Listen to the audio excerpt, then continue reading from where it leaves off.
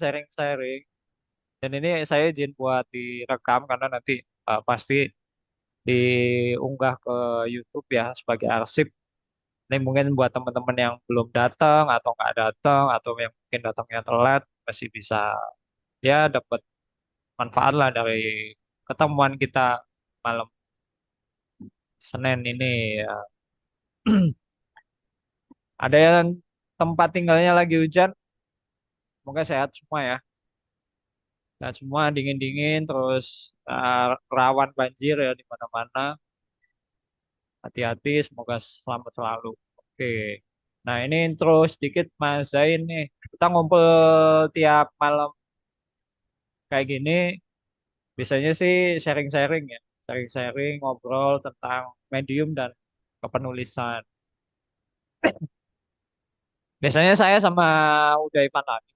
Cuman malam ini beliau berhalangan. Beliau berhalangan karena lagi nge-space di X sama di Lestari.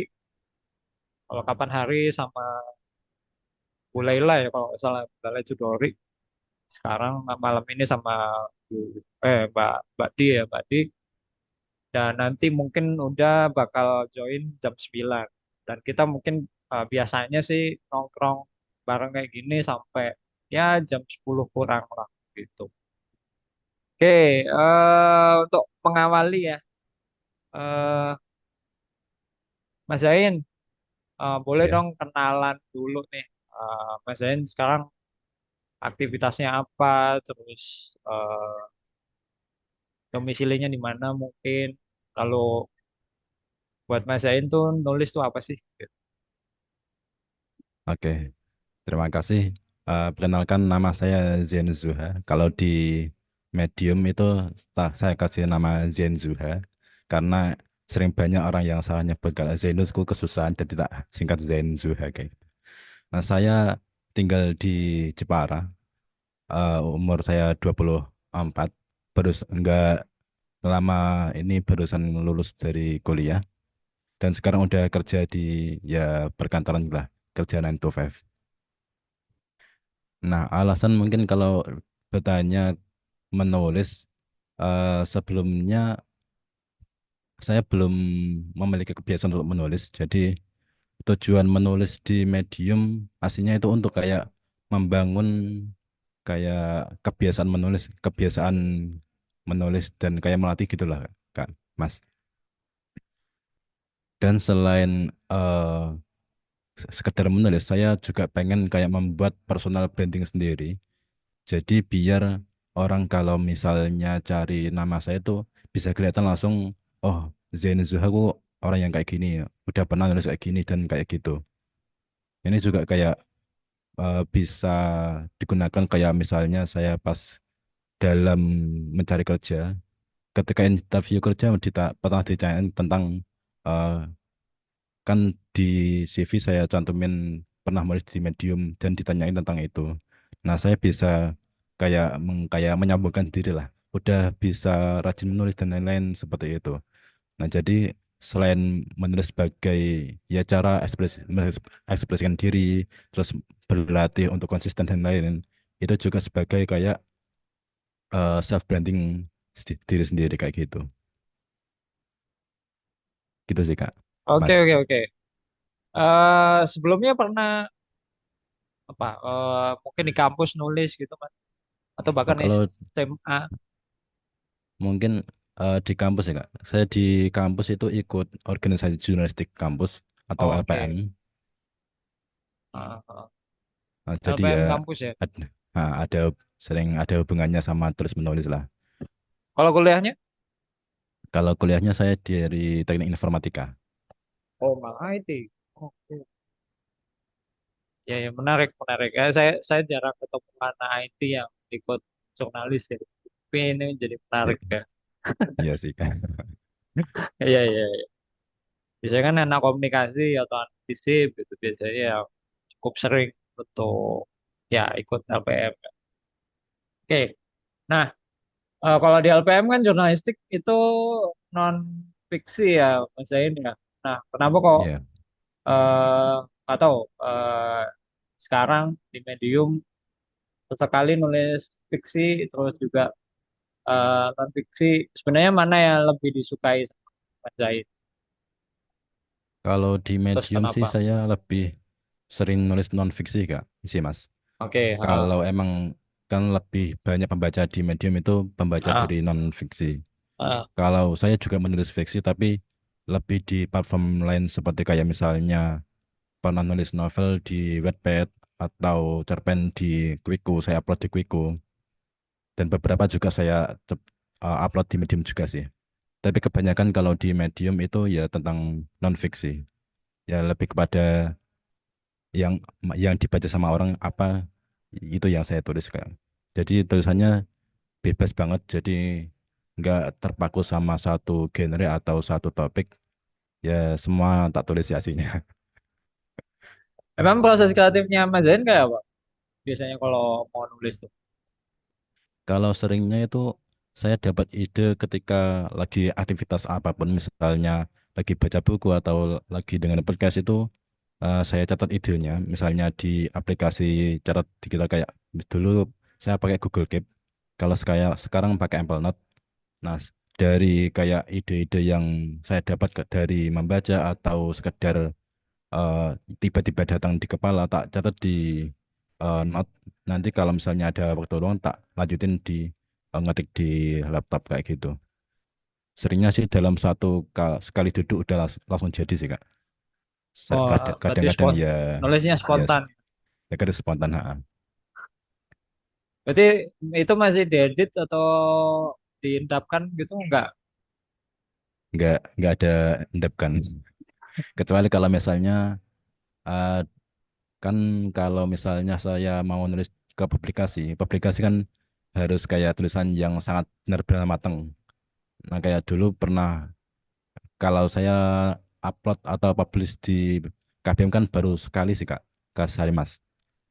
Itu sebelum saya publish itu saya cek sampai 3 kali malah, biar Oke. nggak ada kesalahan atau ya kurang-kurangannya gitu.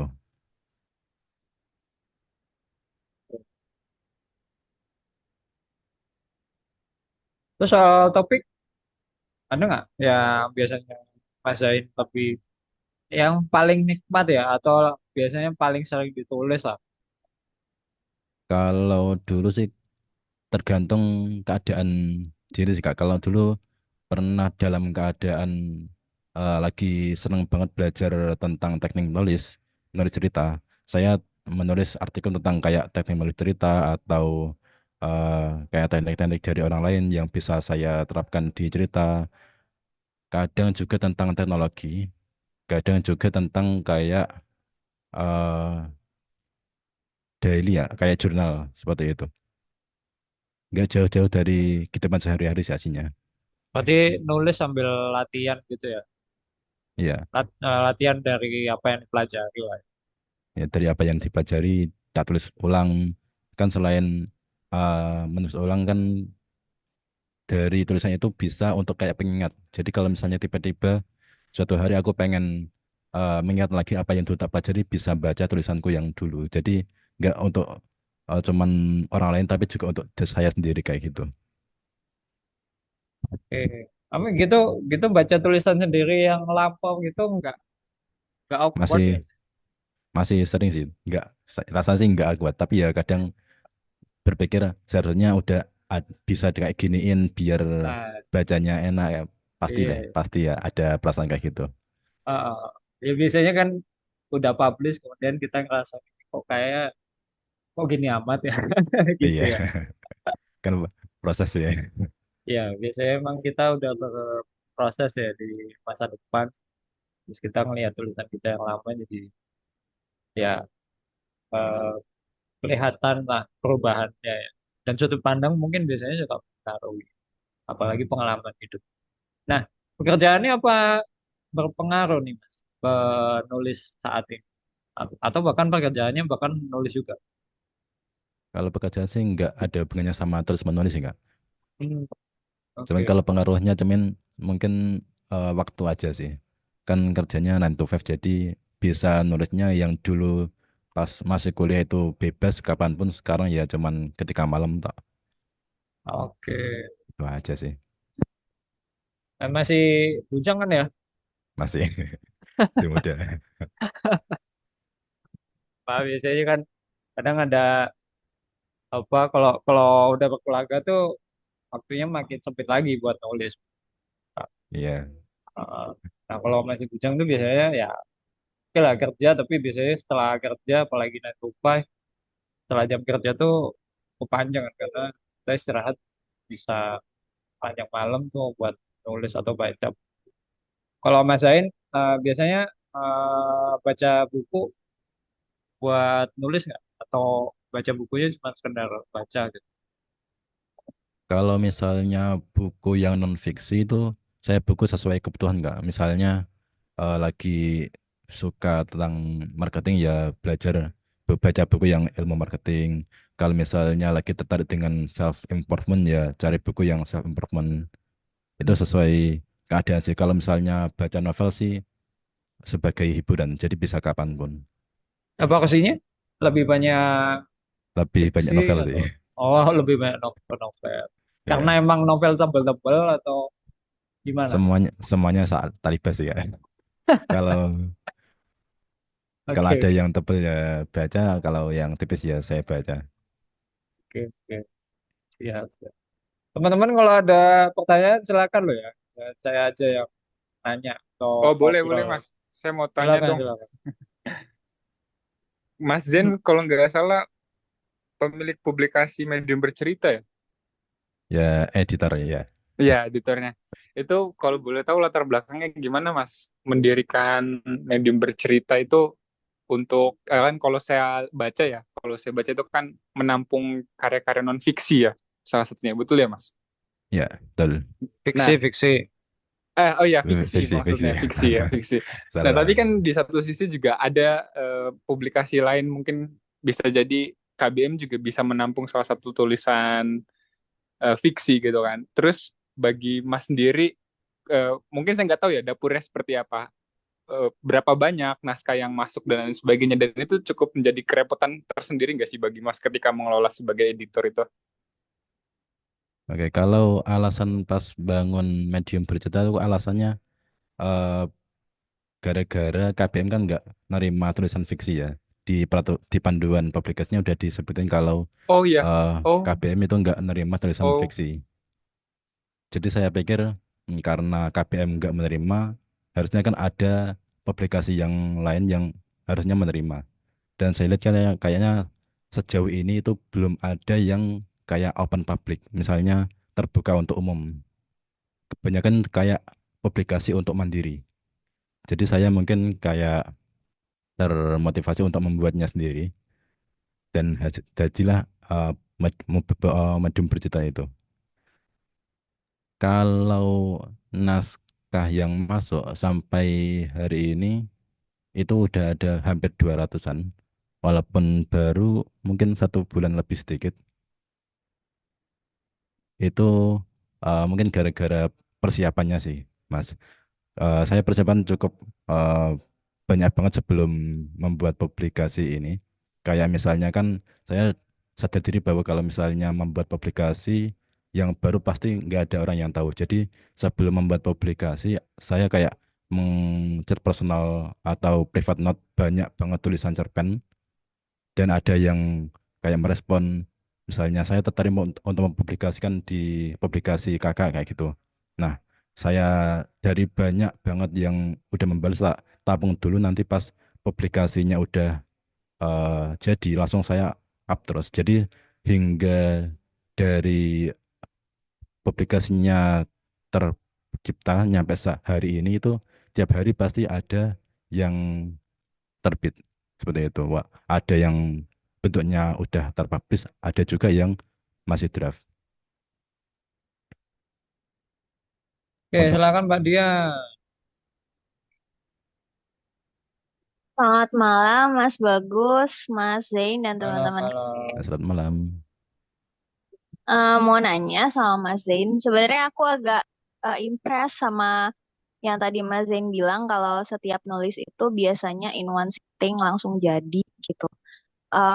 Mau nanya, tips-tipsnya apa aja ya Mas? Maksudnya apakah sedari awal Mas Zain memang begitu proses kerjanya, sekali nulis terus langsung jadi, atau gimana? Ada trik-triknya nggak? Soalnya aku sendiri sampai sekarang masih sulit untuk menulis in one sitting. Terus juga meskipun tulisannya udah dipublish pun aku masih gatel banget.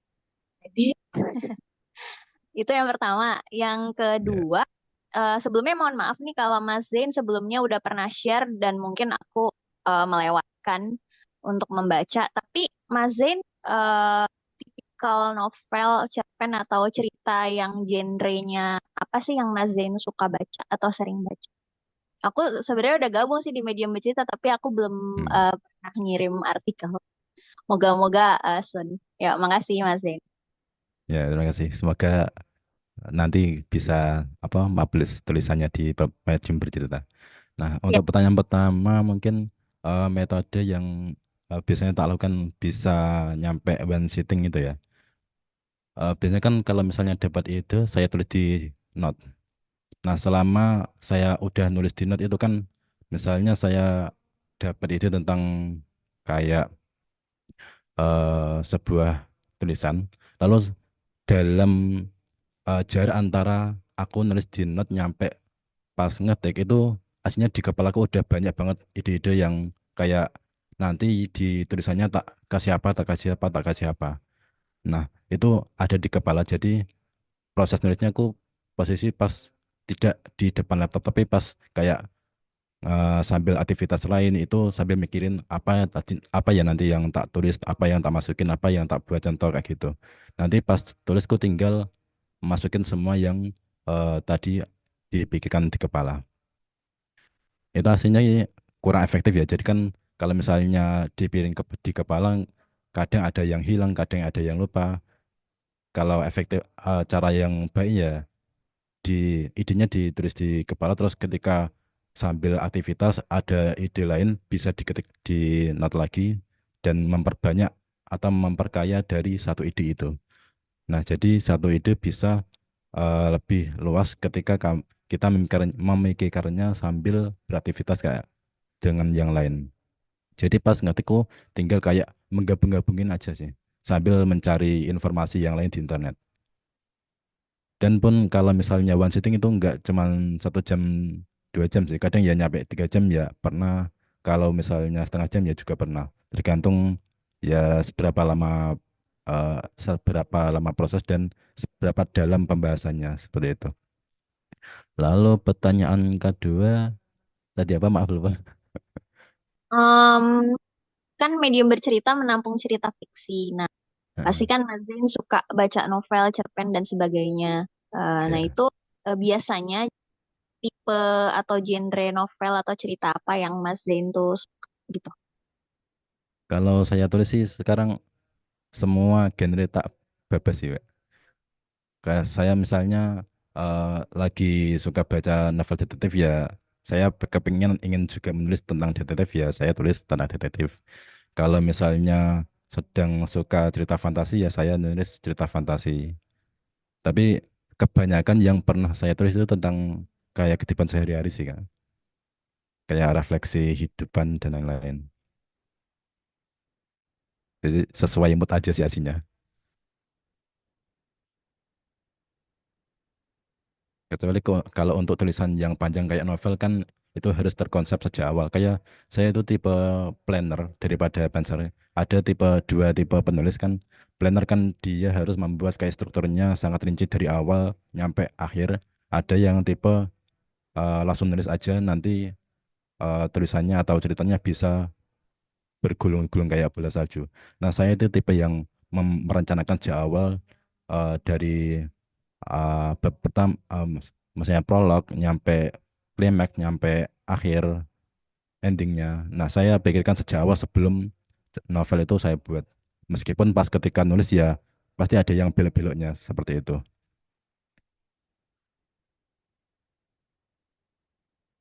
Mungkin itu sih. Oke, Ya, Nia, silakan Halo, suara saya masuk? masuk, masuk-masuk. masuk. Oke. Oke Mas, ini kalau saya lihat mediumnya Mas Zain ini kan apa setidaknya itu ada dua jenis tulisan ya, baik itu fiksi maupun non fiksi. Lah, saya Hmm. pengen tahu gimana caranya Mas Zain itu mengelola suatu ide sehingga menuangkannya itu tahu bahwasanya oh ini tuh kayaknya cocok deh untuk jenis tulisan fiksi atau oh ini nggak cocok nih kalau dijadikan fiksi akhirnya harus masuk non fiksi gitu. Itu yang pertama. Nah, yang kedua, ini tulisan saya kapan terbit nih Mas yang di Medium Baca Kita Mas? Eh, Kalau Ya itu dulu nanti deh itu. saya cek. Oke. Nggak untuk kayak kayak merencanakan ini cocoknya tulisan fiksi atau non fiksi sih.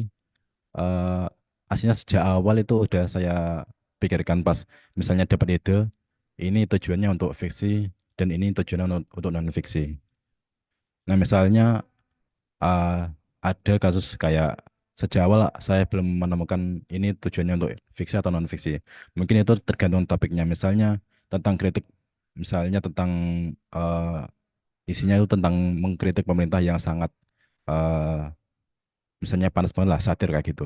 Nah misalnya tak tulis melalui kayak non fiksi mungkin harus didukung dengan data-data. Padahal saya pengen cuman yang pengen cepet lah, nggak mau susah. Jadi saya mau cuman pengen mengungkapkan rasa, saya juga bisa arahkan jadi tulisan fiksi. Itu tapi jarang sih. Tapi sejak awal biasanya sejak awal udah ketahuan, udah ketemu. Ini saya mau buat fiksi, ini buat non fiksi. Seperti itu. Lalu untuk tulisan kenapa belum terunggah di medium bercerita ya. Di medium bercerita itu saya meskipun sistemnya belum pasti ya. Itu saya buat ada urutannya. Kayak misalnya draft itu mendapat prioritas yang tinggi daripada yang sudah publish. Tapi kalau misalnya sudah publish, itu ada jarak maksimal harinya. Tapi walaupun barusan uh, di tulisan terakhir itu agak error dari saya. Jadi mungkin ada yang publish dan udah lebih dari seminggu dan belum terpublish di publikasi. Nah itu ya ada masalah dari database saya. Seperti itu. Kalau masalah prioritas itu yang paling awal dipublish itu yang draft dulu, baru yang udah publish di profilnya masing-masing. Seperti itu. Oke, Mas. Nah, ini aku tertarik untuk mendalami ini sih. Kan kalau Mas Zen itu ikut jurnalistik ketika masa kuliah ya. Dan Hmm. apa namanya, kalau di Medium sendiri, mungkin ini nanti juga bisa dibahas sama Mas Bagus ya di sini. Kalau Medium kan belakangan itu lumayan agak rame. Agak rame itu dalam artian ada beberapa akun yang kena revoke. Kemudian juga Medium itu cukup sensitif terhadap isu-isu seperti tulisan yang menggunakan AI kayak gitu. Nah, akhirnya, kalau menurut Mas, apakah apa namanya dalam membuat mempublikasikan tulisan di medium itu kita perlu untuk memastikan dari cek plagiasi mungkin, terus juga menggunakan kaidah terkait dalam hal ini mungkin UU ITE dan juga Undang-Undang Pers yang itu khawatirnya nanti kan tulisan kita misalkan tulisan yang non fiksi dan itu bersinggungan dengan pemerintah akhirnya kan mungkin cukup riskan. Nah, akhirnya kita bisa berpijak dari undang-undang pers itu seperti itu atau yang seperti apa Mas kalau mungkin kalau menurutnya Mas Zain sendiri terhadap apa namanya realitas yang seperti itu. Oke. Untuk kayak yang berhubungan dengan undang-undang PES ya. Mungkin kalau misalnya kita nulis di Medium kan aslinya sangat bebas.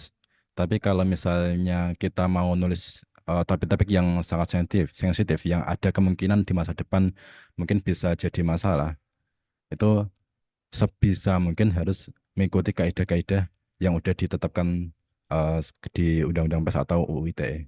Jadi biar kayak menjaga diri di masa depannya walaupun nggak tahu masa depan kayak apa tulisannya, kita harus kayak menjaga diri ketika sadar kalau misalnya tulisannya mungkin bisa terkena masalah di masa depan. Jadi sebagai bentuk hati-hati kita, kita harus eh, mengikuti kaidah-kaidah jurnalistik seperti cover both side dan lain-lain, biar tulisan kita itu nggak bakal kena masalah di masa depan. Mungkin seperti itu yang pendapat pendapat saya.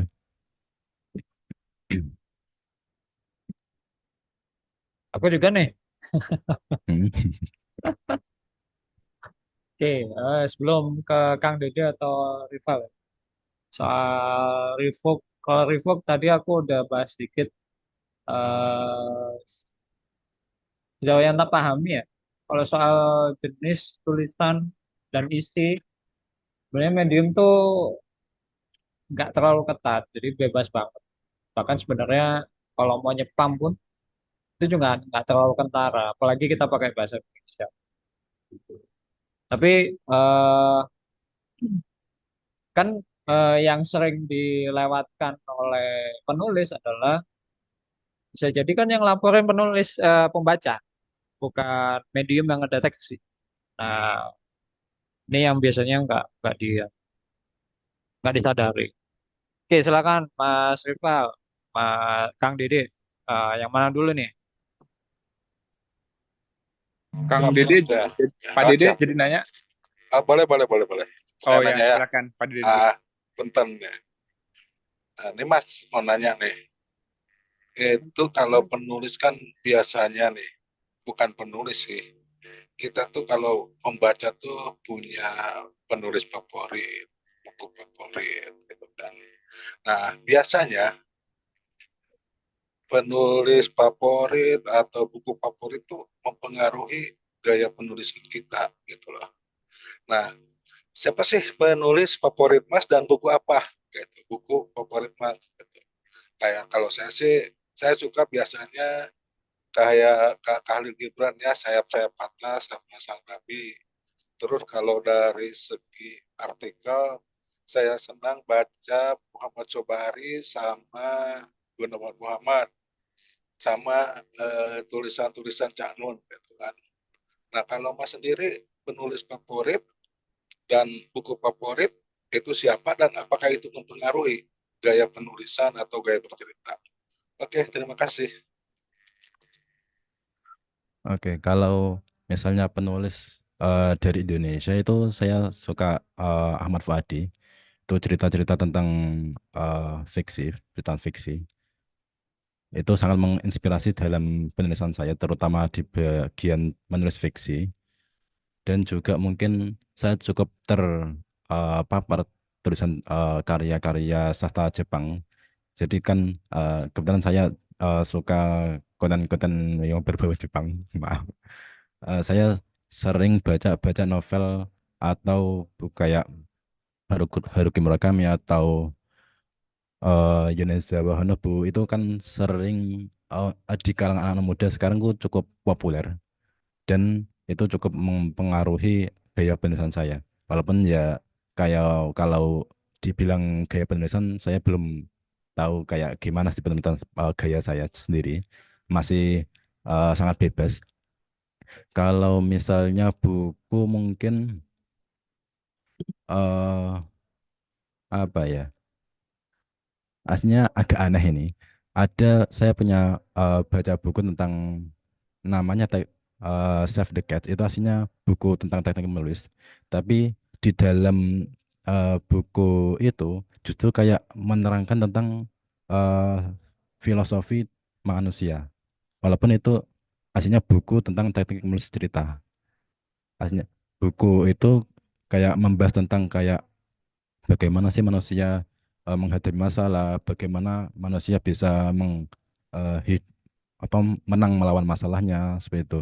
Itu cukup mempengaruhi atau sering saya gunakan sebagai rujukan kayak untuk hidup saya. Walaupun itu bukan tentang self improvement atau self development seperti itu. Agak aneh sih aslinya, tapi itu cukup eh, bagus sih bukunya. Namanya Save the Cats. Itu dari penulis luar dan juga udah diterjemahkan di Indonesia dan udah di eh, apa ya? Ada pengantar dari Di Lestari. Itu saya aslinya sih ketemu buku itu dari Di Lestari dari blognya. Kalau artikel-artikel sendiri, aslinya saya nggak terlalu banyak membaca artikel selain di Medium. Jadi kalau misalnya artikel ya tentu saja Ivan Lanin jadi eh, sumber utama. Sering banget baca tulisan Ivan Lanin dan penulis lain yang ada di Medium. Mungkin seperti itu sih, Kak. Oke, Iya, ini makasih paham, Mas. paham. Oke. Sebelumnya saya mau nyapa dulu nih teman-temannya malam hari ini kayaknya banyak banget ini. Ini ada Ya, Mbak ya. Filokalis gitu ya, ada Mas Ibrahim gitu ya, mungkin udah Mas Kowim gitu. Wah, luar biasa banget kayaknya malam ini. Ada Putri loh, Val. Oh iya, ini Putri Sandika ini teman kelas kita jangan-jangan. Iya, ini kita kuliah malam ini jadinya. Oh iya, halo, halo Putri. Ya Nah, biasanya ini sih, cuma 10 orang ya, ini iya sampai betul, 20. kurang dari 10 Mas, sumpah. Mas bagus, ini kayak rekor banget kita. Satu lagi mungkin Mas Ivan, eh, udah Ivan join udah langsung 20 rekor nih Mas. Ini Besok Mas 100 Zen. ya. Mas Zen mau tanya sih terkait ini sih sebenarnya masih berhubungan dengan Revoke itu sendiri sih. Tapi ini perspektifnya dari ini ya, editor Mas di Medium Bercerita. Mungkin Hmm. ketika Mas publish tulisan naskah-naskah beberapa teman-teman yang lain gitu kan, yang bisa jadi ada salah satu akun yang kena revoke. Nah, apakah publikasi itu kena impact-nya atau justru nggak ada impact sama sekali gitu? Nah, ini mungkin pertanyaan yang sama juga untuk Mas Bagus gitu. Terus untuk publikasi sendiri, mungkin kalau kita kan diketatin dengan adanya rules dari ini ya, medium itu sendiri gitu. Nah, terus kalau untuk publikasi itu, apakah ada rules tersendiri juga gitu, Mas, yang membatasi bisa jadi ada potensi publikasi itu dihapus juga gitu. Nah, itu. Terus yang kedua terkait pertanyaan pribadi Mas dalam menulis gitu, Mas, baik fiksi maupun non fiksi, itu biasanya berapa lama kalau Mas sendiri gitu dalam membuat naskahnya? Apakah bisa dalam kurang dari 1 jam atau justru lebih dari 1 jam gitu dalam membuat satu tulisan, dan biasanya berapa rata-rata apa wordnya itu? Oke, kalau masalah revoke mungkin saya kurang berpengalaman banget sih. Soalnya kan eh, baru nyemplung di publikasi itu baru sebulan. Jadi belum tahu kan masalah revoke baik tulisan maupun publikasi. Tapi kalau misalnya peraturan di publikasi tentu ada, itu mengikuti peraturan di medium lalu ditambahkan peraturan yang dari publikasi itu sendiri. Artinya kalau peraturan di publikasi sih nggak terlalu susah-susah ya, kayak misalnya format tulisannya kayak jumlah minimal kata atau harus ada fotonya. Nah, mungkin kalau foto itu kebijakan masing-masing sih. Kalau dari medium bercerita sendiri itu saya membuat kebijakan dilarang untuk menggunakan foto yang tidak memberikan atribusi. Kayak misalnya saya pernah menulis tentang Pinterest kan sebuah website di mana semua orang bisa mengupload tulisannya, maaf, mengupload fotonya, bahkan tanpa mengetahui itu sumbernya dari mana. Sumbernya itu tidak jelas. Jadi sangat dipertanyakan kalau misalnya kita menggunakan foto dari Pinterest itu sebagai thumbnail kita. Jadi eh, karena atribusinya nggak jelas, jadi saya lebih baik melarangnya daripada harus mengambil resiko untuk misalnya ada masalah tentang foto yang kena klaim atau bagaimana. Lalu untuk kayak masalah revoke sendiri kan ya mungkin Mas Bagus yang bisa menjawab. Lalu pertanyaan ketiga tentang proses menulis. Kalau proses menulis sih sangat bervariasi gitu, Mas. Terutama kalau misalnya tadi kan kalau non fiksi saya seringnya mendapat ide lalu saya pikirkan idenya sambil beraktivitas dan lain-lain lalu saya tulis tulisannya dalam sekali duduk. Seringnya kayak gitu. Tapi kalau tulisan fiksi itu sering banget itu nyicil-nyicil. Kayak misalnya eh, cerita yang agak susah dirangkai kayak nulis cerita detektif itu bahkan pernah 3 minggu itu baru selesai. Walaupun ya Wah, saya nulisnya cuman kayak nyicil-nyicil tiap malam sih. Pun enggak malam rutin enggak. tapi Tapi nyicil-nyicil. selama nyicil itu ini enggak Mas, ada kayak di mana ide itu terpotong dan Mas tuh harus review lagi gitu. Mungkin kalau waktu saya pada saat ngerjain ini ya Mas, kayak tulisan tertentu gitu. Ketika kita udah ninggalin tulisan itu ya dan mau mulai lagi, pasti kita kan butuh effort untuk ini ya, memahami apa yang kita tulis sebelumnya gitu. Nah, itu gimana Mas? Apakah butuh waktu yang cepat bagi Mas atau justru ini waktu yang lama juga? Kalau misalnya perubahan isi sangat mungkin sih Mas. Bahkan kalau misalnya perubahan isi itu malah saya anggap sebagai kayak blast, sebuah apa ya, sebuah eh, apa ya istilahnya, sebuah kayak hal yang baik. Misalnya ketika kita sedang menulis tiba-tiba kok terpotong terus kita menulis di besoknya ada ide lain yang tiba-tiba masuk dan kita malah menimbang kayaknya bagusnya yang barusan saya tulis bukan yang kemarin saya tulis. Jadi proses yang tiba-tiba datang itu malah jadi sebuah blast yang bisa kita ambil. Saya malah melihat itu sebagai keuntungan sih Mas. Menarik, menarik Mas. Oh ya, oke Mas. Nah itu Mas, untuk tanggapan dari Mas Bagus gimana Mas terkait sejauh ini? Publikasi itu ada rules tertentu atau justru ada apa ya, wewenang dari medium untuk bisa menghapus publikasi itu tersendiri kalau misalkan dimanfaatin dengan hal-hal yang tidak baik? Gimana Mas Bagus? Kalau publikasi rulesnya ngikut Medium. Maksudnya Medium bikin rulesnya itu persis sama seperti kayak akun pribadi ya. Jadi ketika akun pribadinya bermasalah dan kena banned, publikasinya langsung lenyap. Ya. Nah, pertanyaannya apa kabar tulisan yang pernah dipublikasi? Mungkin itu ya pertanyaan. Nah, ini yang juga perlu saya tekankan ke teman-teman ya soal tulisan dan naskah di Medium ya. Itu naskah itu sepenuhnya milik penulis. Beberapa kali saya juga udah ngomong ya. Kalau naskah itu sepenuhnya milik penulis, penulis itu bisa ngubah dan ngapa-ngapain naskahnya. Mau ngerevisi, mau narik dari publikasi, mau ngedelete bahkan juga bisa gitu. Nah seperti itu. Jadi publikasi itu nggak ngambil alih naskahnya. Publikasi cuman ya kayak Mediator mempublikasikan ya Mas? aja, cuman mediator aja gitu kan. Oh Dia cuman ya. jadi etalase buat panjang Oh, tulisannya teman-teman. Ini berarti perannya seperti itu. hampir dapat dipastikan nggak ada ya publikasi yang dihapus gitu maksudnya dari pihak medium itu tersendiri ya. Ya, ya. Yang mungkin terjadi adalah owner publikasinya yang kena Oh ya, masalah. karena buat publikasi itu sendiri kan harus pakai akun medium. Iya, Yap. betul-betul. Oh oke. Dan belakangan kan memang yang bisa bikin publikasi itu cuman ya member ya. Kalau dulu saya bisa bikin publikasi bisa sampai 4 5 gitu kan. Nah, itu bebas tanpa jadi member. Tapi sejak tahun ini kalau nggak salah 2 tahun lalu kayaknya udah nggak boleh untuk bebas bikin publikasi. Atau bahkan awal akhir-akhir zamannya Evan ya saya lupa gitu.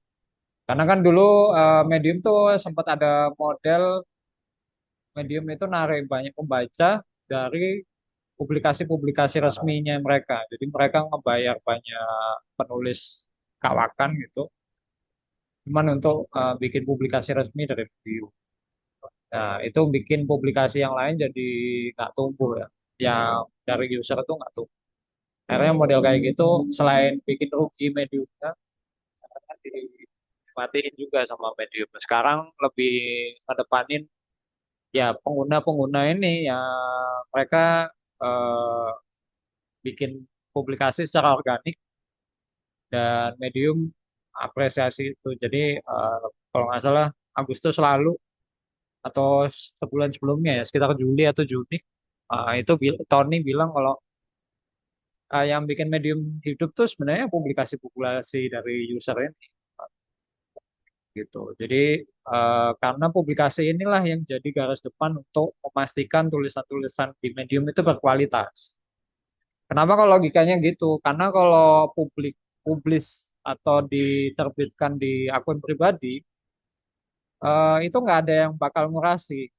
Pertama nggak, misalkan penggunanya tuh mau nyepam, mau iklan dan segala macam, itu nggak ada yang ngawasi.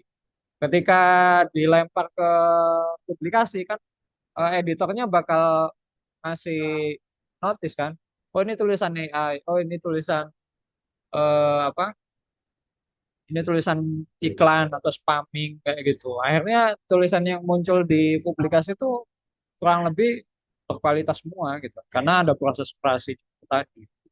Sementara kalau teman-teman cuman nge-follow penulis tanpa publikasi, ada kemungkinan mungkin ya, kita nggak tahu gitu, orangnya nyepam.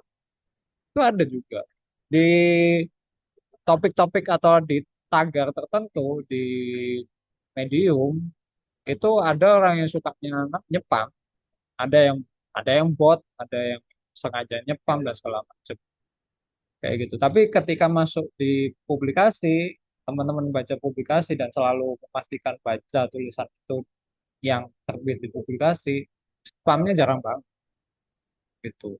Katakanlah ada yang lolos, mungkin editornya hilap atau apa gitu. Dan kita sebagai pembaca tinggal protes gitu kan. Ini publikasi kok nerbitin tulisan kayak gini. Atau kita sebagai pembaca bisa di report nih. Nah, ini tulisan anu nih ilegal atau spam atau phishing dan segala macam. Nah, itu akhirnya ada simbiosis ya, ada manfaat bersama antara publikasi dengan pembacanya, kemudian menguntungkan penulisnya juga. Itu. Nah, Oke, Mas. itu kenapa di medium publikasi itu penting banget. Yang Eh, perannya penting banget sebenarnya editornya gitu, Pak. hmm. Karena medium katakanlah mau jadi editor untuk jutaan tulisan yang udah di medium pasti kewalahan mereka. Mereka Ya. ya mengandalkan para editor publikasi gitu.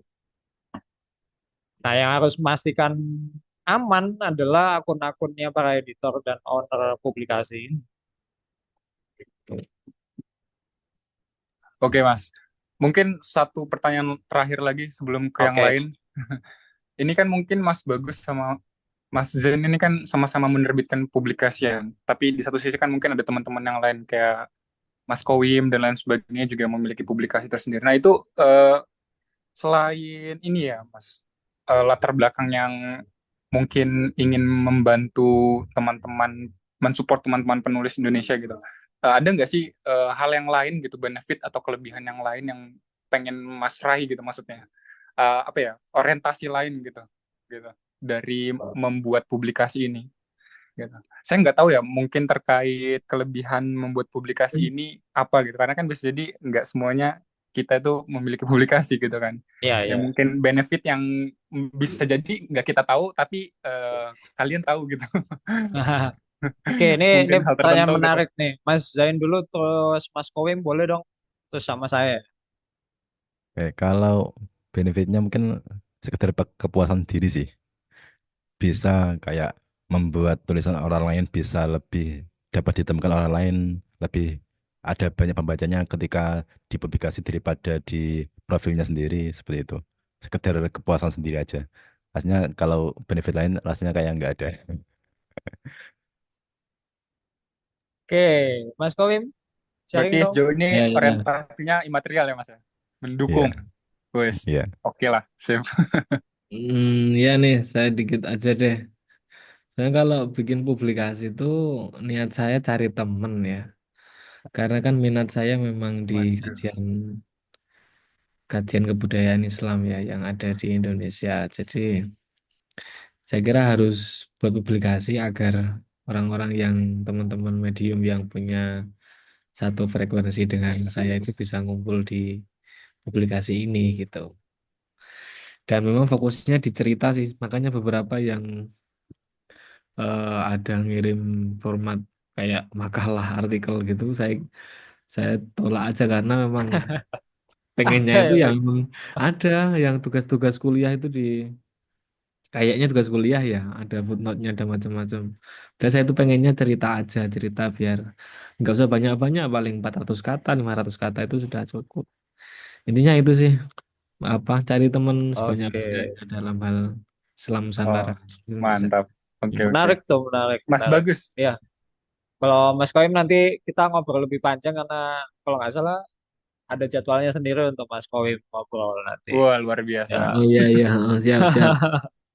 Oke, Ya. kalau saya dulu bikin publikasi sih apa ya? Dulu mirip ya kayak Mas Kowi mungkin ya. Apa? Saya nggak ada temennya nih penulis bahasa Indonesia di Medium. Hampir hampir nol ya, hampir nol maksudnya berkumpul penulis bahasa Indonesia. Ada penulis bahasa Indonesia lain, tapi teman-teman tuh kayak kayak nggak terkoneksi satu sama lain. Jadi yang satu nulis untuk dirinya sendiri, satu nulis untuk perusahaannya sendiri, saya juga nulis untuk diri sendiri gitu kan. Kemudian mikir apa dikumpulkan gitu kan ya. Biar saling komunikasi lah gitu, saling satu tempat dan ngumpulin naskah-naskah Indonesianya itu jadi satu. Dan ya sejak 2017 sampai sekarang ya cukup lambat ya karena momentumnya nggak pernah ada. Jadi eh, salah satu tulisan saya di Medium itu yang sampai ratusan ribu pembacanya itu pun juga nggak cukup untuk menarik penulis lebih banyak di Medium. Penulis bahasa Indonesia ya, penulis bahasa Indonesia di Medium. Kita waktu pandemi itu tulisan-tulisan pandemi itu lonjakannya tinggi banget Pak. Tapi juga nggak tumbuh banget gitu. Ekosistem penulis-penulis Indonesianya tuh nggak nambah. Sampai ya kemarin baru waktu PNBP itu yang melejit ya. Dan keuntungan buat saya sih bikin publikasi eh ya yang jelas pertama tadi eh dapat temen ya. Bisa ngumpul kayak gini tuh jadi apa ya? Saya yang emang pegiat komunitas dari dulu, gitu kan, sejak kuliah dan saya lebih percaya komunitas itu manfaatnya lebih besar daripada organisasi intrakampus gitu.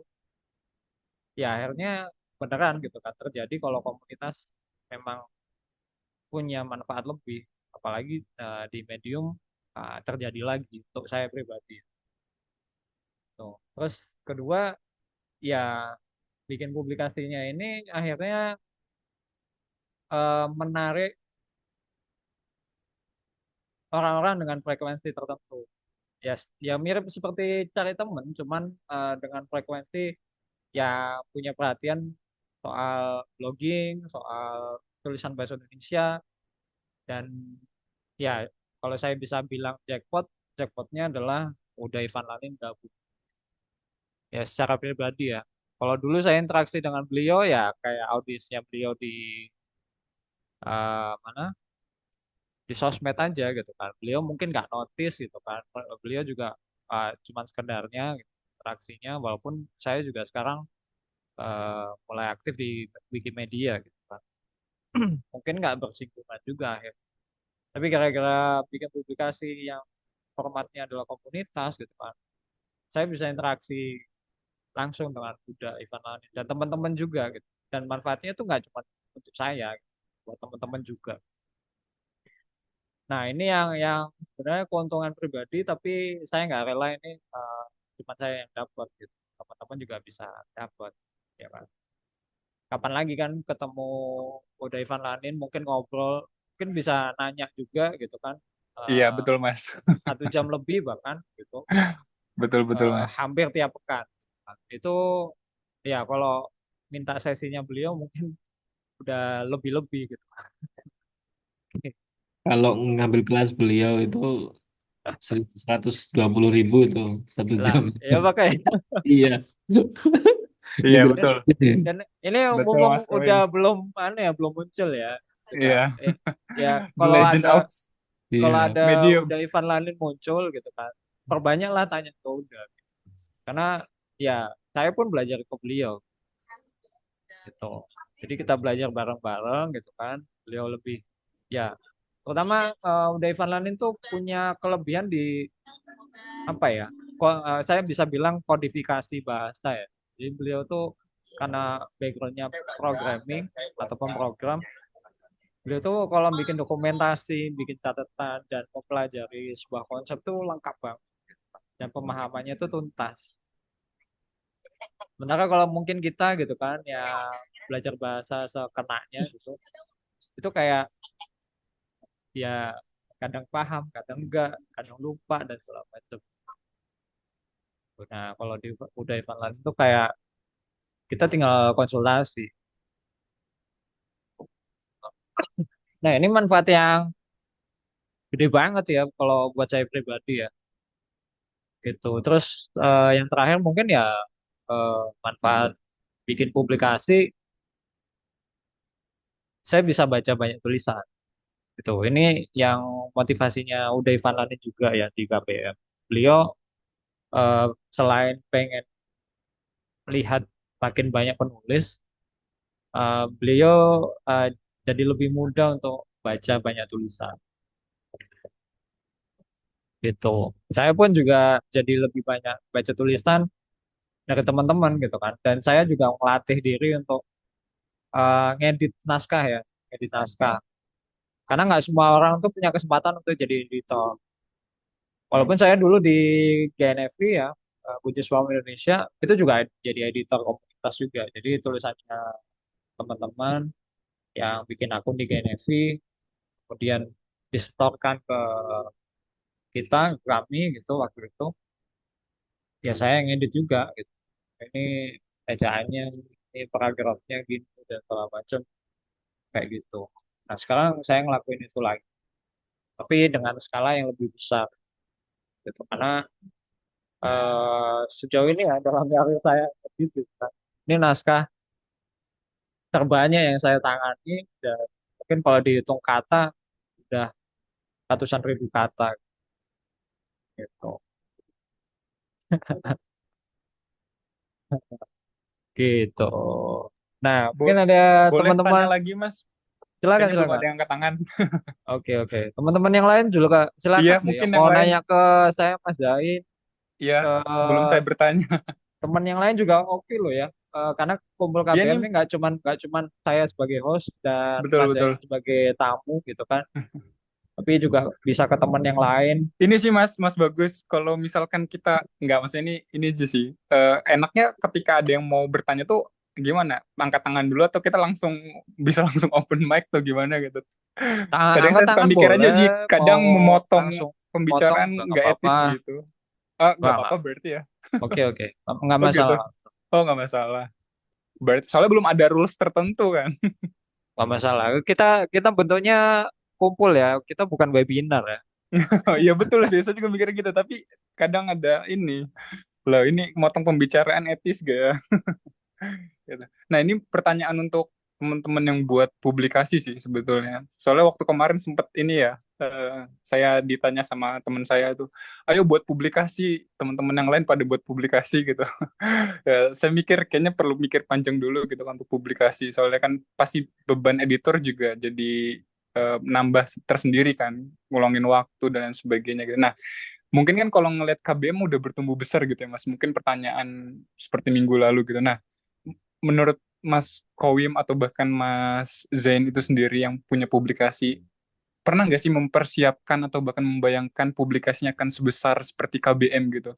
Dan tentunya kan pasti membutuhkan apa ya, hal-hal tertentu gitu kan, gitu. Yang mana mungkin bisa jadi buat grup tertentu gitu, yang mana ada grup tersendiri gitu. Medium bercerita punya komunitas tersendiri gitu. Islam Indonesia punya komunitas tersendiri gitu kan. Pernah nggak sih mempersiapkan itu sendiri di waktu yang akan datang gitu, Mas Kowim atau bahkan Mas Zen? Yang buat Kan Mas bisa Kowim jadi di sterilin dulu ya. Apa? oh Yang oh buat Mas disterilin Kowim. dulu. Oh iya yeah, disterilin dulu karena jadi narsum berikutnya. Ya, Enggak sih kalau Mas saya Zen dulu, gini. Mas Zen dulu deh. Mas Zen dulu. Gimana Kalau Mas? Pernah nggak mempersiapkan? Mas Kowim. Oke, kalau kalau saya sih pribadi Mas Zen, Mas Zen, untuk Mas Zen. Mas Zen dulu deh. Oke oke. untuk oke untuk saya. publikasi yang sebesar KBM ini saya nggak pernah bayangin sih, dan saya kira juga ini saya tuh yakin loh Mas Bagus udah Ivan itu repot banget loh ini. Dan saya nggak punya bayangan untuk sebesar ini sih, apalagi bikin komunitas. Saya kira enggak. Saya tuh seneng kalau baca tentang sesuatu yang satu frekuensi dengan saya udah cukup seneng itu untuk sebesar ini. Oh, ini saya kayaknya jauh nih, nggak pernah saya bayangkan. Tapi kan Mas bisa jadi dengan bertambahnya waktu, berjalannya waktu itu kan bisa jadi publikasi semakin besar Mas gitu. Nah, pernah nggak maksudnya mempersiapkan? Nggak pernah berarti Mas? Enggak, saya Belum nggak pernah pernah ya? mempersiapkan itu, enggak. Oh, Dikit nih belum pernah Pak, buat mempersiapkan minggu ya? depan gantian ngobrol. Oh ya. Oke, Mas Zain, monggo.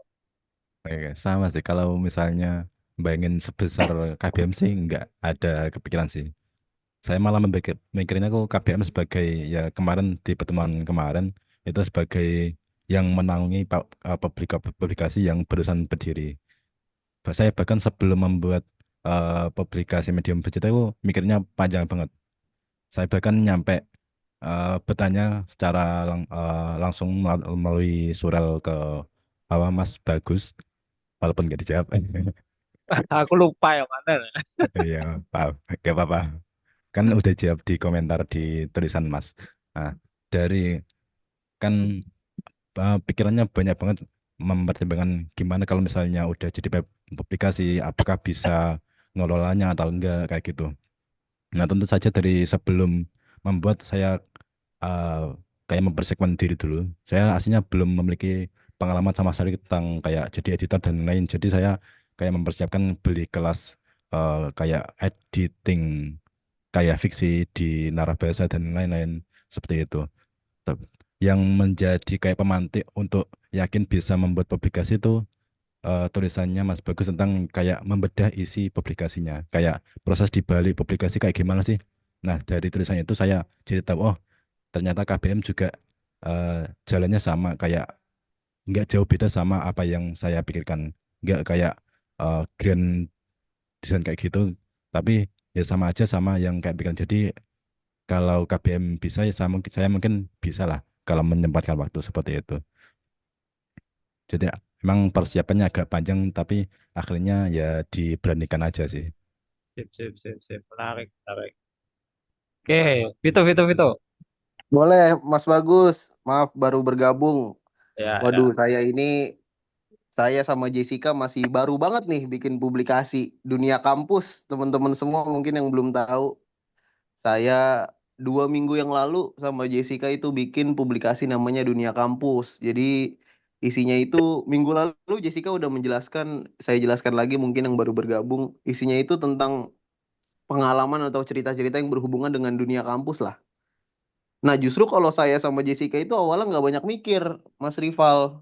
Jadi, udahlah kita gas aja gitu. Kita merasa ini topiknya memang baru, belum ada yang pernah buat. Jadi ya pokoknya kita nggak berpikir panjang, kita cuma berpikir ini gimana nanti panduan, syarat dan lain sebagainya. Pokoknya bikin aja gitu. Dan ternyata alhamdulillah antusiasmenya luar biasa dan setiap hari kita bisa posting satu naskah gitu dan itu cukup menggembirakan buat kita semua. Dan total writersnya sekarang udah 20 lebih kalau nggak salah total penulisnya. Banyak tuh.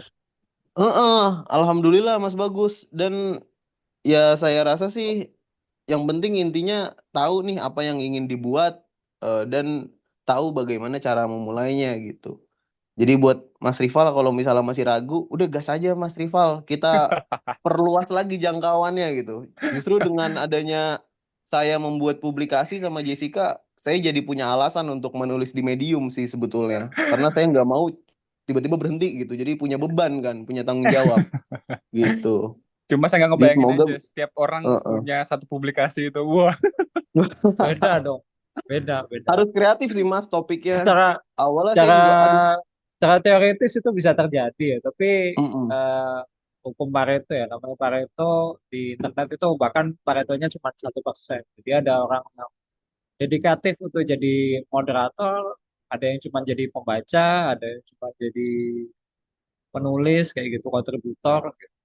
Jadi kalau di internet pasti punya ngambil peran penting gitu.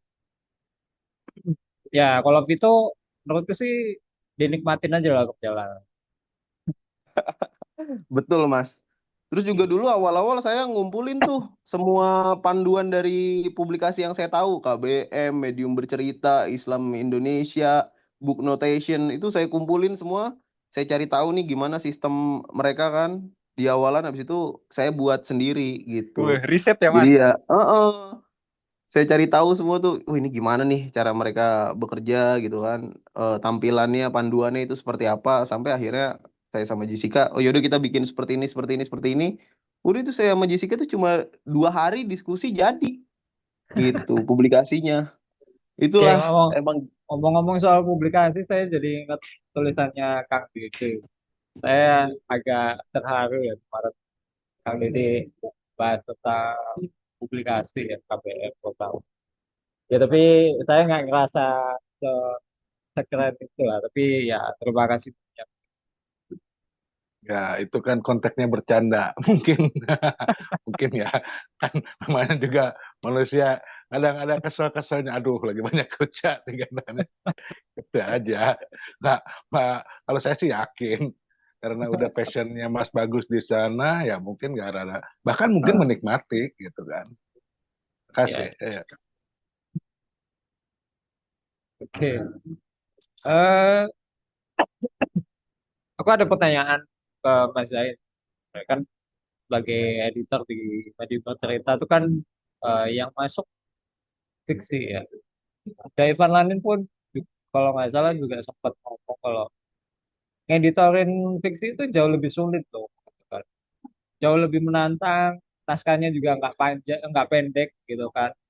Itu pasti jauh lebih sulit ya kan. Saya juga menyadari kalau eh, naskah fiksi itu tantangannya jauh lebih tinggi. Nah, kalau Mas Zain gimana tuh? Kan ada tuh ya di media cerita kalau nggak salah saya nemu satu naskah kalau nggak salah cerpen itu 16 menit gitu kan. Nah, kalau di KBM tuh naskah kayak gitu sepanjang itu tuh bisa dihitung jari gitu dalam sebulan. Kalau medium cerita gimana, Mas? Kalau di medium cerita emang rata-rata sih dari 3 menit nyampe 5 menit sih Mas. Kalau eh, jumlah katanya. Tapi banyak juga yang lebih dari 10 menit. Nah, ya kan? Kak. Heeh. Ya emang umumnya kayak gitu sih Mas. Tapi kalau misalnya cerpen kan aslinya kalau misalnya buat teks yang lebih panjang itu malah lebih mudah. Soalnya kan modelnya bercerita bukan kayak menampilkan fakta atau harus menampilkan data. Kan cerita kan bisa kayak diulur-ulur lebih panjang kayak gimana walaupun ya nanti eh, efeknya mungkin pembaca jadi agak malas dan lain-lain. Ya urusan logika tulisannya biar penulis yang ngurus lah ya gitu. Kalau kalau misalnya kayak masalah editing sih sampai hari ini saya masih belum terlalu kayak apa terlalu ketat dalam seleksinya. Minimal itu mengikuti kaidah bahasa Indonesia. Itu minimal. Hmm, oke, oke, oke. Dan Teman-teman Itu ada sih. yang nulisnya fiksi nggak nih? saya tak mau mau tanya sih, mau tanya sama Silakan, silakan. Mas Zen ini. Ya, Daerah Jepara ini tetangga berarti. Saya Kudus ini aslinya. ya saya Jepara tapi aslinya dekat Kudus Mas. Oh dekat. Ya kan dekat. Ya gini, untuk di mana itu di publikasinya itu medium bercerita itu kalau jenengan ngedit gimana? Memang edit atau dikasih catatan biar yang edit adalah penulisnya gitu. Itu Mas ya. Gimana tadi? Coba bisa saya ulangi. Setiap naskah yang masuk itu kalau ada Eh, kesalahan tulis atau ada paragraf yang nggak sinkron itu apakah hmm. langsung diedit sama jenengan atau dikasih catatan ke penulisnya biar diedit sendiri gitu loh maksudnya. Kalau idealnya sih dulu tak rencanain eh, kalau misalnya ada kesalahan ya saya kasih private note biar nanti dia dari penulisan sendiri yang kayak mengrevisi tulisannya. Tapi untuk saat ini karena kayak seleksinya belum seketat itu. Jadi dari saya sendiri, tapi sekedar cuman kayak ngatur paragrafnya dan lain-lain seperti itu. Tapi dalam waktu depan ya pasti ada proses kayak gitu. Lebih ketat kayak misalnya ini tulisannya kurang baik atau kurang sinkron atau dalam penulisan tidak mengikuti kaidah bahasa Indonesia dan lain itu akan eh, kayak saya kasih private note biar dari penulisnya itu bisa memperbaiki. Oke, oke, oke. Ya. Itu menarik ya. Saya juga pengen nanya nih. Kalau teman-teman lebih suka dikasih private notes terus dikembalikan ke penulis atau editor yang ngeditin? Kerjaan waktu Mas bagi editor. Ya, Emang Mas mending gak dibalik, capek apa? Mas bagus mending selop di-cover banget di ini. note aja biar proses belajarnya enak, kita tahu salahnya di mana. Kan Oh, iPad kita Ya masih betul notes betul. mas. Ya betul itu. Biar nggak manja juga Mas. oh Selop gitu ya. Mas bagus ini. Oke, oke. Nanti aku sampaikan juga ke Uda. Karena sejauh ini memang yang ngelakuin finalisasi naskah itu saya. Karena ya saya yang bertanggung jawab untuk naskah ini terbit atau enggak. Nah kan, tapi kalau naskahnya dikembalikan lagi ke penulis, ya kan konsekuensinya kan terbitnya jadi mundur ya, karena nunggu direspon dan baru diedit dan segala macam. Tapi ya memang idealnya seperti itu ya, kayak saya bilang idealnya memang penulisnya yang apa ngedit ya, nyunting gitu. Kalau di publikasi konvensional malah ditolak, ditolak atau diterima. Kalau diterima mungkin diedit ya, biasanya substansi atau mungkin saltik dan segala macam minor gitu. Tapi kalau udah mayor biasanya langsung ditolak gitu aja, tanpa dikasih tahu salahnya gimana. Gitu. Nah akhirnya kan eh, ya itu mungkin juga tergantung mood seleksinya gitu juga ya. Mungkin editornya gitu kan. Ini tulisan apa sih gitu, biasanya langsung tolak aja. Ada juga yang kayak gitu tipikal. Kalau teman-teman nyoba ke apa media konvensional gitu. Main juga ada penulis Medium yang cerita kan kalau tulisannya di Medium tuh eh ternyata di storein ke kok Tempo kalau nggak salah ya. Di storein ke Tempo terus Tempo kontak tanya ini naskahnya udah pernah terbit di tempat lain belum? Gitu kan. Nah, gara-gara itu dia kan kelabakan langsung turunin tulisannya yang ada di Medium ya langsung terbit lah di Tempo. Itu juga salah satu bentuk bukti kalau sebenarnya tulisan-tulisan teman-teman di Medium tuh eh, pantas loh untuk diterima di publikasi konvensional yang mungkin editornya lebih profesional, biar mereka punya apa konsistensi standar kayak gitu. Jadi jangan berhenti naskahnya di Medium doang. Itu pesan saya sih. Naskahnya jangan berhenti di Medium doang. Di Medium oke gitu kan, tapi coba berpikir lebih luas ya, lebih luas, lebih besar. Mungkin naskahnya dibukukan atau mungkin diproduksi dalam bentuk lain dan sebagainya.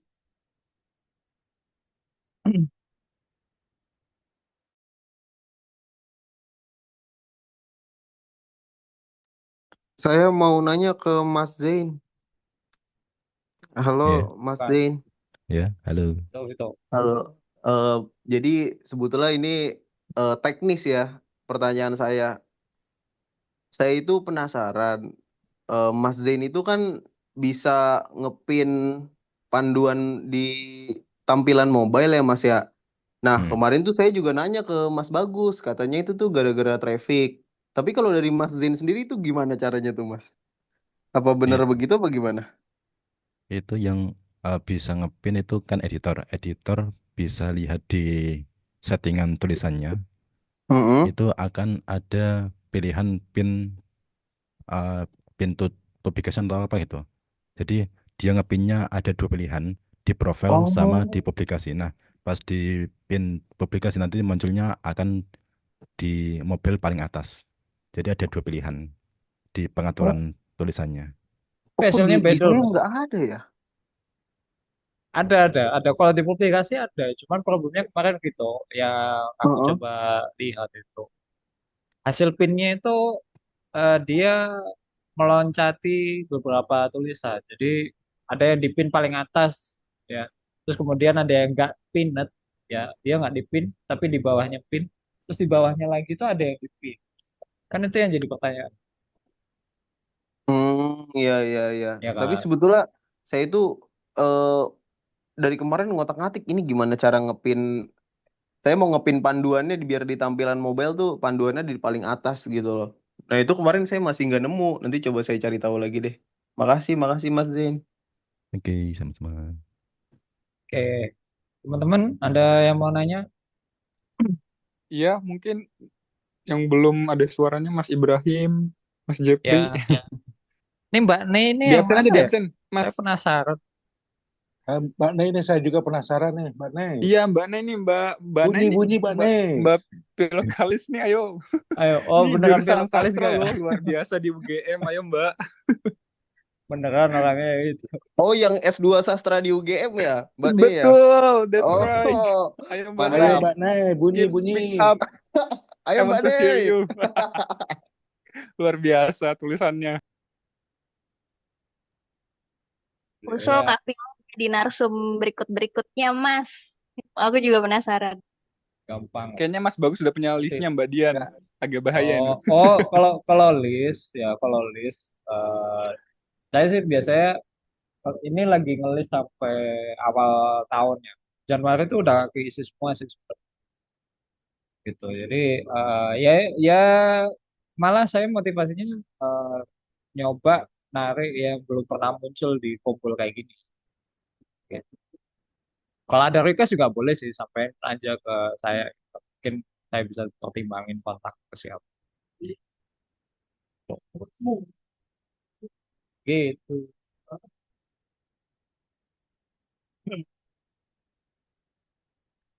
Ada berapa penulis, bahkan mungkin nanti tahun depan kalau bisa saya juga usahain undang narsum yang apa ya, mungkin kita belajar bareng, bukan ya, bukan ngumpul doang kayak gini, tapi eh, belajar bareng,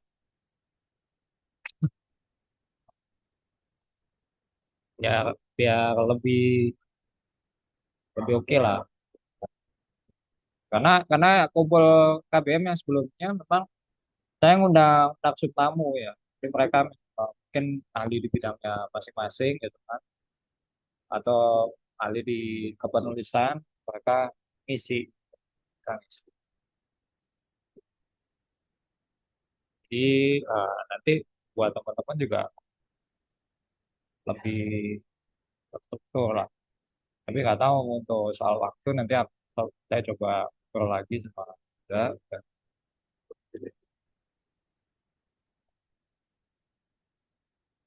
terakhir nih, buat Mas Zain, kalau tadi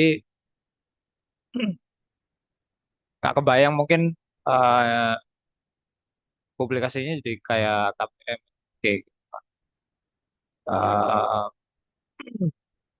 tapi kalau dari Mas Zain sendiri, hmm, apa pengalaman nulis di Wattpad juga gitu kan? Menurut Mas Zain, kalau fiksi di Medium tuh kayak apa sih?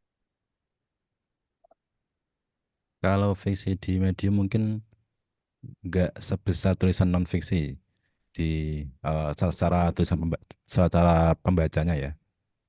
Walaupun banyak banget tulisan fiksi yang diunggah di medium, tapi saya lihat antusias membaca non fiksi lebih tinggi daripada fiksi. Mungkin itu sih yang saya lihat sampai saat ini. Penyebabnya apa tuh? Kalau dibandingin sama Wattpad, Mas Zain kan juga nulis di Wattpad sempat ya. Ya. Mungkin ekosistemnya atau karakter pembacanya mungkin di Wattpad jauh lebih mudah, atau gimana nggak tahu. Aku belum pernah sih nulis di Wattpad, cuman tahu ya beberapa penulis buku di toko buku terkenal katanya eh, populer di Wattpad kayak gitu kan. Mesti udah dibaca berapa kali di Wattpad. Ada status kayak gitulah apa penulis-penulis zaman sekarang ya. Kalau dulu kan Ya, nggak ada ya yang kayak gitu kan. Karena mungkin sekarang editor juga berburunya kemana-mana gitu kan. iya. Kalau menurut Mas Zain gimana? Mungkin dari brandingnya sendiri sih, Mas. Kalau Hmm. Wattpad kan udah dikenal sebagai platform untuk menulis cerita.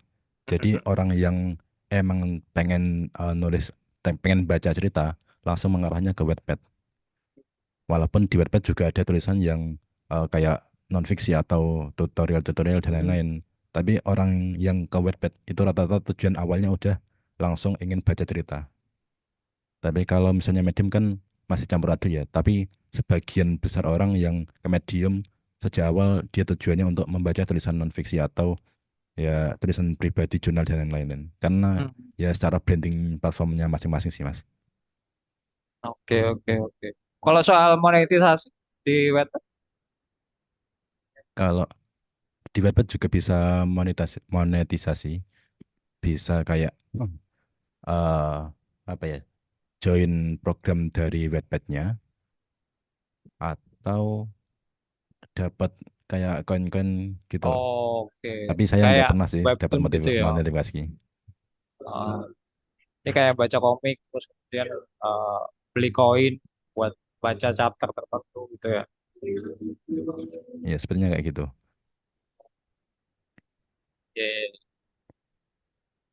Itu eh, berapa platform pakai model kayak gitu sih. Kalau untuk fiksi ya, karena biasanya fiksi kan per seri ya. Kalau di Medium memang rata-rata tulisannya sekali tembak gitu kan. Ini yang mungkin nggak ngerti ya. Mungkin juga tantangan buat publikasi. Karena Justru malah eh, hmm, gimana Mas? justru Justru malah gimana? rasanya idealnya aku pakai sistem Medium. Dengan Hmm, langganan satu kali bisa baca banyak tulisan. iya. Jadi orang yang jumlah orang yang berlangganan bisa bisa lebih banyak daripada sekedar top up beli koin lalu baca satu tulisan. Kan seringnya kan udah beli nggak dibaca lagi setelahnya. Kan seringnya kayak gitu. Iya sih. Malah idealnya aku seperti Medium. Iya. Tapi nggak ngerti, mungkin teman-teman ada yang suka baca webtoon, biasanya komik kan, biasanya itu rela tuh buat beli koin buat baca selanjutnya. Mungkin Wattpad sistemnya juga sama.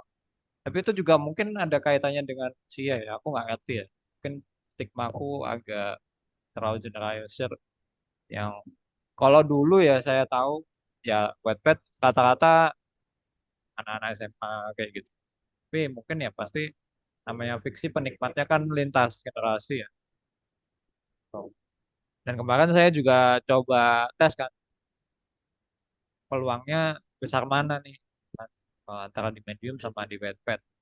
Ternyata traffic ke Wattpad tuh dari Indonesia gede banget. Medium bahkan nggak ada sepertiganya tuh gitu. Jadi sebenarnya ya kalau teman-teman apa ya dalam tanda kutip sukses ya untuk tulisan fiksi mungkin di Wattpad lebih menarik mungkin ya saya nggak tahu. Tapi mungkin persaingannya juga lebih ketat karena penulisnya juga lebih banyak Iya, betul. gitu. Tapi kalau medium bercerita ternyata jadi ekosistem publikasi fiksi yang keren, ya mending di medium bercerita. Iya Mas ya. Ya, betul. Selain itu juga bisa, kan sekarang Medium bisa menghasilkan uang juga. Salah Benar. satu motivasi lain. Oke. Nah, Mas, eh aku kasih kesempatan nih buat medium bercerita buat ya tanda kutip promosi lah, ajak teman-teman di sini buat nulis di medium bercerita. Silakan. Oke, mungkin sudah pengenalan dikit. Medium bercerita itu sebuah publikasi yang menampung tulisan fiksi atau tulisan yang bergaya cerita. Dan untuk saat ini mungkin baru menerima tulisan cerpen, tapi untuk kedepannya akan banyak menerima berbagai format cerita terutama yang modelnya bercerita, dan juga banyak mungkin event-event yang mungkin bisa udah terpikir sama saya, dan mungkin dari pembaca sendiri bisa usul juga untuk meramaikan publikasi tersebut. Yang penting saja ayo join aja. Nanti kalau misalnya nulis nggak nulis, yang penting jadi member dulu. Tuh, Mbak Dian kemarin protes ke saya atau nanya ke saya, Mas, tulisan saya ini berseri gitu kan. Gimana gitu kan. Bingung Mbak Dian. Tuh ditanya, kalau cerbung gimana Mas Zain? Tuh, cerita bersambung. Terbung ya boleh. Malah udah ada ya yang eh, munggah terbung di medium bercerita. Tuh, itu Mbak Dian. Tapi kalau untuk Ya, saat ini Mas. masih dikelompokkan di dalam cerpen ya. Aslinya kan cerbung bisa dikelompokkan di sectionnya sendiri kayak bagian cerbung dan lain-lain. Tapi untuk sekarang eh, masih satu kelompok di cerpen seperti itu. Oke, oke. Sip, sip. Nah, itu ya. eh Buat teman-teman yang bis- bercerita, ya jangan gaya bercerita, silakan. Gini, kemarin kan ditanya kalau penulis di KBM pada setor ke publikasi lain, KBM gimana? Kalau soal ada yang setor ke KBM sih, saya nggak terlalu khawatir ya. Saya sama Uda Evan Lanin malah happy ketika teman-teman tuh naskahnya bisa menemukan rumahnya masing-masing ya. Karena di Medium tuh kemarin ada yang nanya kayak, oh iya, nanya di respon ya, di salah satu tulisan saya ada yang nanya gitu. Mas, kalau saya nulisnya gaduh-gaduh di Medium gitu kan, apa saya perlu bikin akun baru dengan tulisan masing-masing? Sejauh pengalaman saya sih itu nggak terlalu ngaruh. Maksudnya nggak terlalu ngaruh dari segi pembaca. Karena di Medium itu untungnya dia punya sistem yang mengarahkan pembaca atau pengguna Medium itu untuk baca sesuai dengan minat dan kebiasaan kita. Dan kayaknya juga kalau nulis fiksi eh, akan disambungin ke naskah-naskah yang sifatnya fiksi juga. Tapi itu biasanya algoritma Medium ngebacanya lewat topik yang kita ikutin. Dan di Medium ada loh topik fiksi ya, gitu. Dan cerita apalah gitu kan. Kalau lore itu kayak legenda kayak gitu, terus mungkin mitologi dan segala macam. Itu di Medium ada, gitu. Penulisnya juga ada, gitu. Cuman mungkin kita nggak terpapar karena eh, mungkin nggak pernah baca pertama. Terus kedua kita nggak ke follow topiknya. Kan kalau di editor kita bisa sistem follow topik ya. Dan itu kita bisa pasang di beranda kayak for you page gitu, sebelahnya mungkin bahasa Indonesia, sebelahnya lagi mungkin ya domisili kita, misalkan Jakarta, Semarang dan segala macam itu juga bisa. Dan kita yang ngatur sendiri. Tapi nanti yang di for you biasanya itu sama algoritma Medium, kita diarahin ke tulisan-tulisan yang genrenya mirip atau mungkin yang kita tertarik untuk baca kayak gitu. Dan mau nulis fiksi mau nulis non fiksi kayaknya oke-oke aja. Saya juga kan sesekali juga tulis di publikasi pribadi fiksi ya.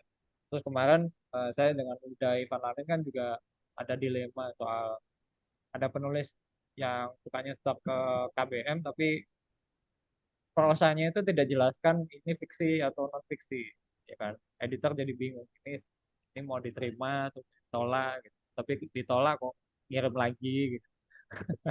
Udah saya sempat private note juga gitu kan. Mungkin naskahnya lebih cocok di publikasi lain, masih ngirim juga kayak gitu. Tapi ini jadi menarik dan penulis-penulis seperti itu malah bikin saya penasaran untuk undang mereka buat ngobrol di sini gitu kan. Karena saya juga pengen kenal lah gitu kan. Saya juga nggak ada niatan untuk ngejudge tulisan mereka, wah tulisanmu jelek gitu. Dan jangan pernah publikasiin, nggak gitu cara kerjanya KBM. KBM sebenarnya motivasinya adalah teman-teman nulis itu ya sebaik mungkin. Masuk soal misalkan pakai nama pena oke gitu, tapi jangan sampai nama pena yang personanya itu anonim ya.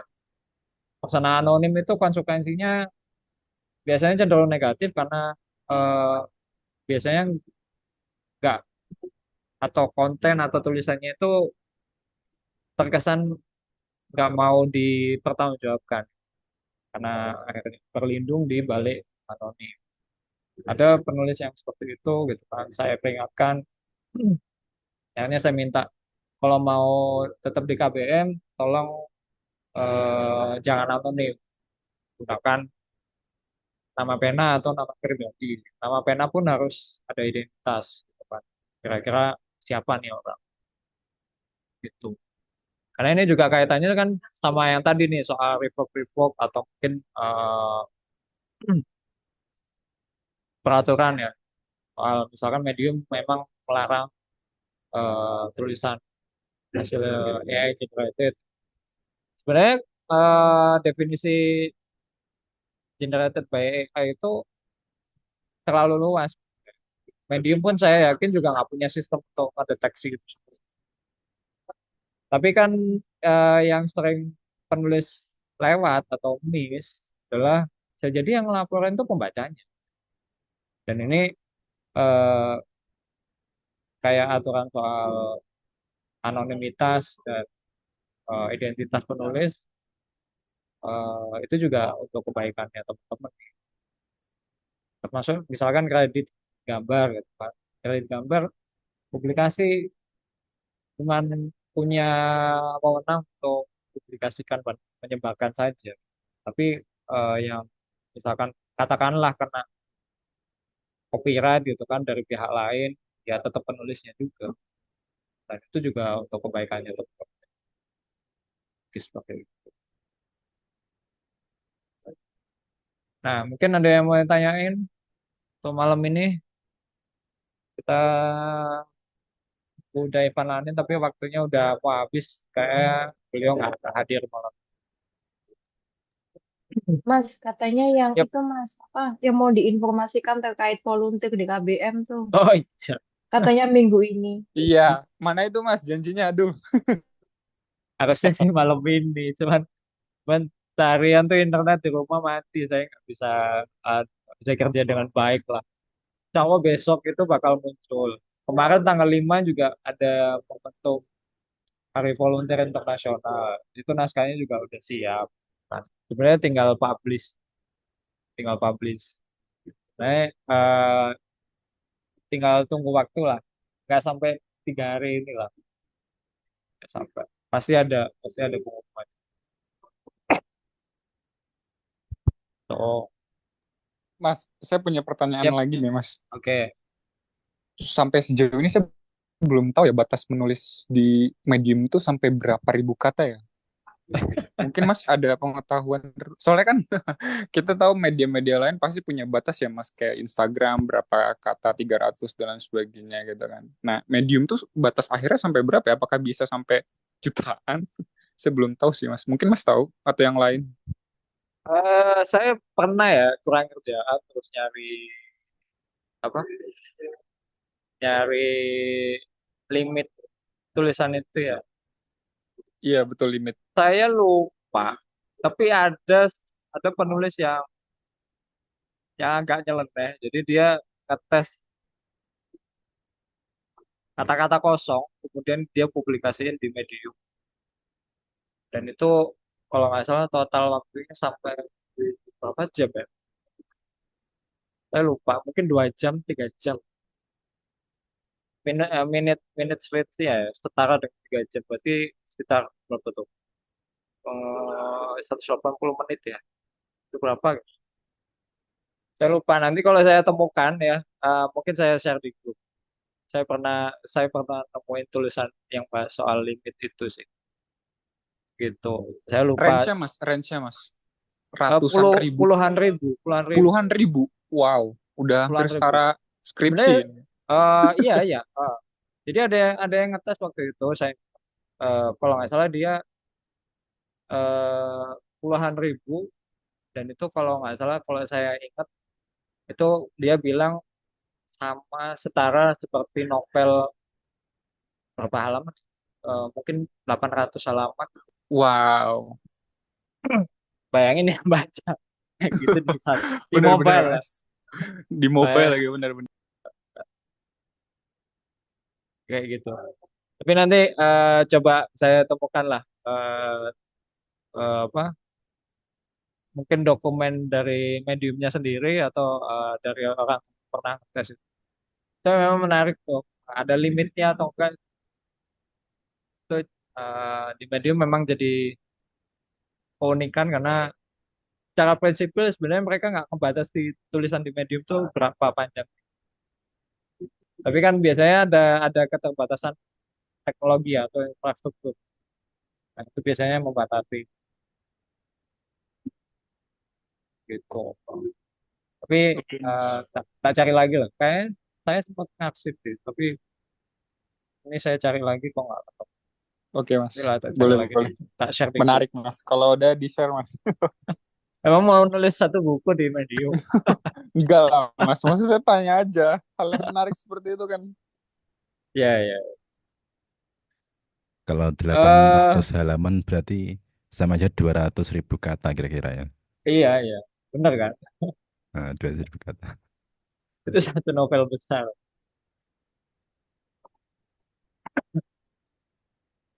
Oke, Mbak Dian, kalau di KPM ada batas cara terus kalau di publikasi nggak ada sih. Saya juga sebagai editor ya, memang nggak banyak ya di KBM tuh yang nulis lebih dari 5 menit itu jarang banget. Ya, jarang banget. Kalaupun ada, biasanya tulisan saya sendiri gitu kan. Nah, tapi ketika ada, biasanya memang jadi tantangan buat editor karena saya ngeditnya juga eh, ngedit yang saya pastiin baca itu juga tetap nyaman. Nah, gitu kan. Kadang kan ada yang nulisnya itu modelan media cetak. Itu ada yang tulisnya model media cetak yang mungkin paragrafnya panjang, kemudian penempatan titik, koma, kayak gitu. Itu kan bikin pembaca nggak nyaman ya, bikin pembaca nggak nyaman. Nah, saya sebagai editor memastikan itu tidak terjadi, memastikan itu tidak terjadi karena KPM punya punya ya dalam tanda kutip punya tanggung jawab lah untuk memastikan tulisannya teman-teman di KBM itu juga terbaca dengan baik sama pembaca.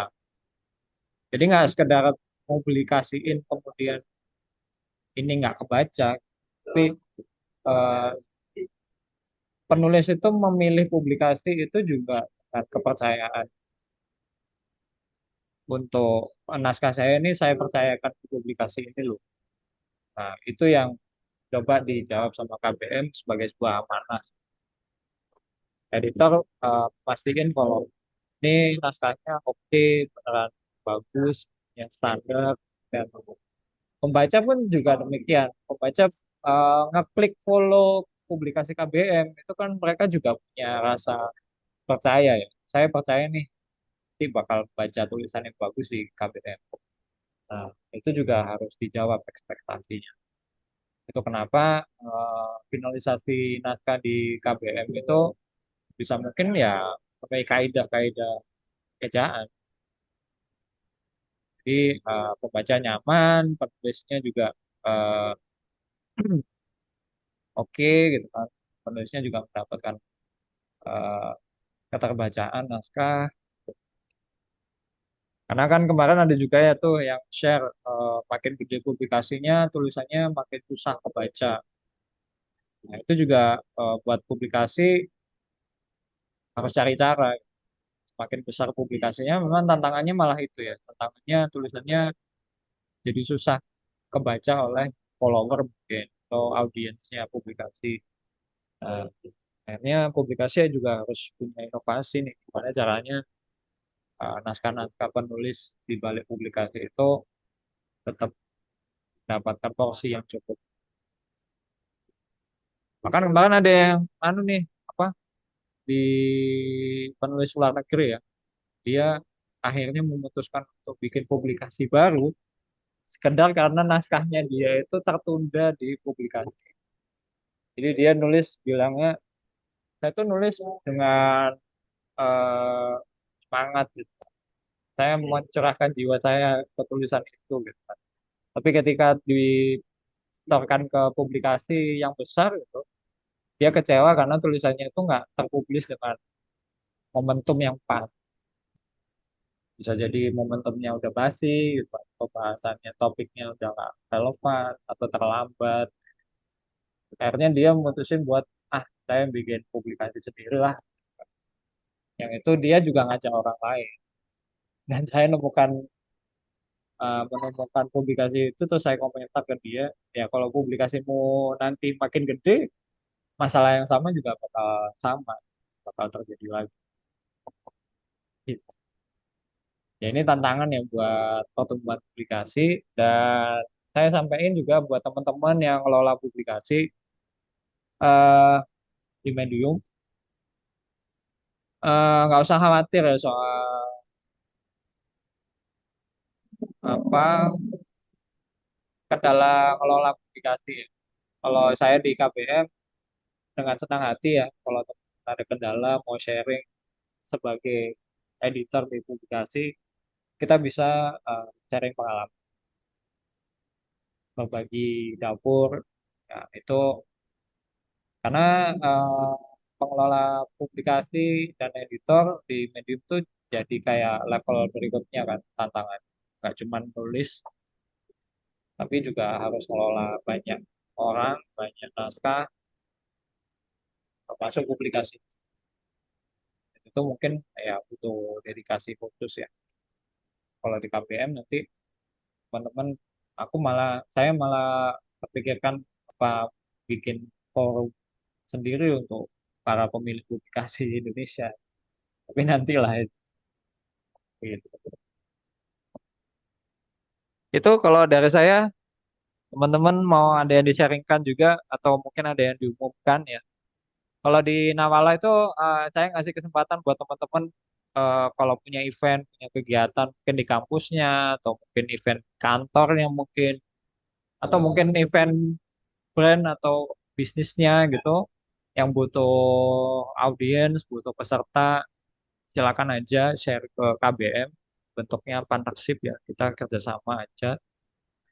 eh, Minta ke KBM untuk umumin di Nawala atau di publikasi dengan naskah tertentu, silakan aja. Termasuk kumpul KBM kayak gini, kalau teman-teman ada kegiatan atau acara mau diumumin, boleh loh. Ada mungkin Mbak Dian, silakan. Mau nanya Mas, kan ini lagi nge-lag ya aplikasi Medium. Following nggak ada sama sekali, empty dan kayaknya rata. Nah berarti kalau misalnya ada eh, tulisan kita yang baru terpublish selama masa ini itu nggak itu ya followers kita nggak dapat notification ya Mas? Atau gimana Mas? Kalau lagi nge-lag begini Mas? Emang nge-lag ya? Iya bener, Saya, nge-lag Mas. Saya kira saya doang loh Mbak Dian, ternyata sama. oh, Jadi follow. ketika Iya, ke following atau bahkan sub-sub bidang yang lain gitu, teknologi Oh dan lain iya, sebagainya itu betul. nothing. Di search juga sulit. Mobile ya, masalahnya di mobile ya. tadi buka yang PC sama sih Mas. Awalnya teman aku sore ada yang ngechat. Oh Terus pas aku iya, di WhatsApp sama si di WhatsApp di aplikasi sama di PC sama aja. Oh, benar-benar. servernya lagi down gitu ya. Kayaknya sih Saya emang kira dari saya doang loh Mbak Dian. di saya Oh juga iya Mas Far. juga juga ngalami sih. Nanti coba saya cari informasi lah. Oh, Kalau notifikasi harusnya sih enggak ya, karena biasanya notifikasi itu kan dia pakai sistem balik layar dan selama kayak kalau balik layar itu tetap jalan eh, dan itu biasanya kan email ya itu otomatis gitu. Nah mungkin ini kendalanya biasanya kalau kayak gini nih menurut saya sih kendalanya kendala di eh, tampilan depan, tapi di belakang tuh masih jalan. Karena kan kita masih bisa ngebuka naskah ya, tulisan secara linknya langsung.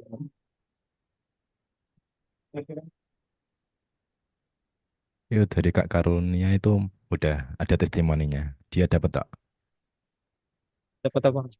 Dapat notifikasinya Oh, di komentar di chat oke, oke. masnya. Iya, iya, iya. Nah, tetap jalan.